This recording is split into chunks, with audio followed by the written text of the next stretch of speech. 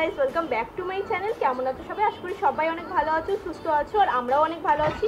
তো আজকে আমি তোমাদের সাথে শেয়ার করবো একটা হেলদি ওয়েট গেইন রেসিপি, যেটা হচ্ছে ওটসের খিচুড়ি।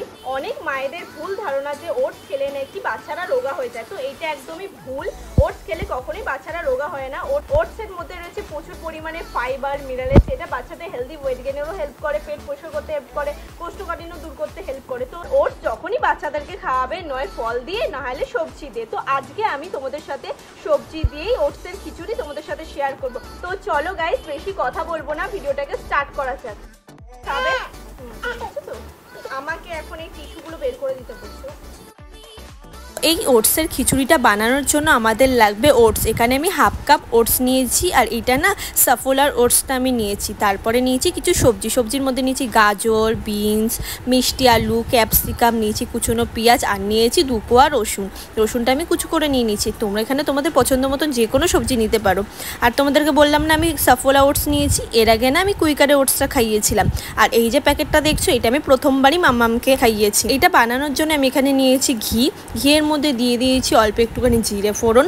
তারপরে এটাকে নেড়ে মধ্যে তারপরে আমি দিয়ে দিলাম কুচনো রসুনটাকে হালকা একটুখানি ভেজে তারপরে দিয়ে দেবো কুচনো পেঁয়াজটাকে আমি ভালো করে নাড়তে থাকবো যতক্ষণ না এটা একটুখানি গোল্ডেন ব্রাউন হচ্ছে।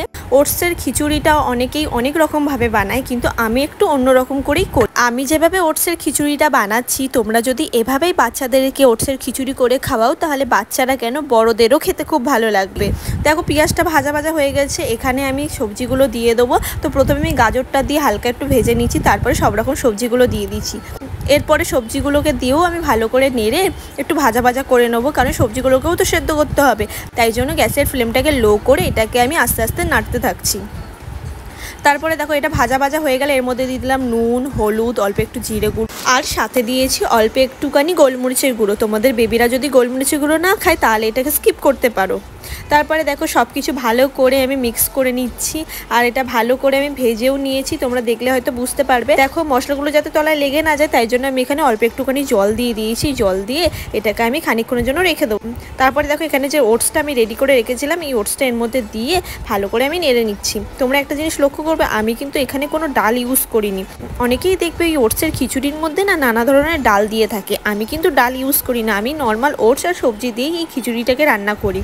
আমি যেভাবে বানাচ্ছি এইটা বানাতে না বেশিক্ষণ সময়ও লাগে না।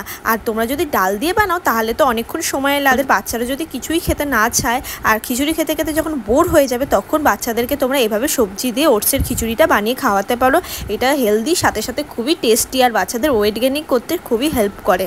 এই ওটসের খিচুড়িটা তোমরা লাঞ্চ অথবা ডিনারেও বাচ্চাদেরকে খাওয়াতে পারো। আর হাতে যদি কম সময় থাকে তাহলে এই ওটসের খিচুড়িটা একবার বানিয়ে তোমাদের বেবিদেরকে দিতে পারো, দেখবে তোমাদের বেবিদের খুবই পছন্দ হবে। দেখো কথা বলতে আমি এখানে জল দিয়ে দিয়েছি, দিয়ে এটা ঢাকনা চাপা দিয়ে 3 থেকে 4 মিনিট রেখেছি। এখানে দেখো সব কিছু খুব ভালোভাবে সেদ্ধ হয়ে গেছে। আর তোমাদের বেবিরা যদি বড় থাকে, বড় মানে টডলার বয়সে থাকে, নর্মালি এরকমই খাওয়াতে পারো, না হলে এই খাবারটাকে ম্যাশ করে খাওয়াবে। জানো তো আমার এই চ্যানেলের মধ্যে ডালিয়ার খিচুড়ির রেসিপিও দেওয়া আছে, যারা দেখুনি গিয়ে দেখে আসতে পারো। আশা করি তোমাদের অনেকটা হেল্প হয়ে যায়। দেখো এখানে আমি ম্যাশার দিয়ে এটাকে ভালো করে ম্যাশ করে নিচ্ছি। তোমাদের শিয়ার তো এখনো পর্যন্ত দাঁত উঠেনি, তাই জন্য ও এরকম গোটা খেতে পারে না, আমাকে ম্যাশ করেই খাওয়াতে হয়। তোমাদের বেবির যদি দাঁত উঠে থাকে তাহলে তোমরা নর্মালি হাতে করে ম্যাশ করে খাওয়াতে পারো, না হলে আমার মতন ম্যাশারে ম্যাশ করে দিতে পারো। তো দেখো এখানে ওটসের খিচুড়িটা আমার একদম রেডি হয়ে গেছে। এখানে দেখো আমি মাম্মামকে খেতে দিয়েছি। ও তো প্রথমে দেখছিল যে কি জিনিসটা, তারপর ও নিজের হাতে একা তুলে আঙুলে করে তুলেই খাচ্ছিল। আমি প্রথমে খাইয়ে দিয়েছিলাম, তারপর ওর ভালো লেগেছিল, নিজের হাতেই খাচ্ছে। দেখো আমি যখন খাইয়ে দিচ্ছি ও কিন্তু খেতে চাইছে না, মানে ও নিজের হাতেই খাবে। তাহলে এই ওটসের রেসিপিটা তোমাদের বেবিদেরকেও তোমরা করে খাওয়াতে পারো। আশা করি তোমাদের বেবিদেরও খুব পছন্দ হবে। তাহলে আজকের ভিডিওটা তোমাদের কেমন লেগেছে আমাদেরকে কমেন্ট করে জানিও, আর নেক্সট তোমরা কি ধরনের ভিডিও দেখতে চাও সেটাও আমাকে কমেন্ট করে জানিও। তাহলে দেখা হচ্ছে নতুন একটা ভিডিওতে। ততদিন ভালো থাকবে, সুস্থ থাকবে, তোমাদের বেবিদের খেয়াল রাখবে। Bye, love you all.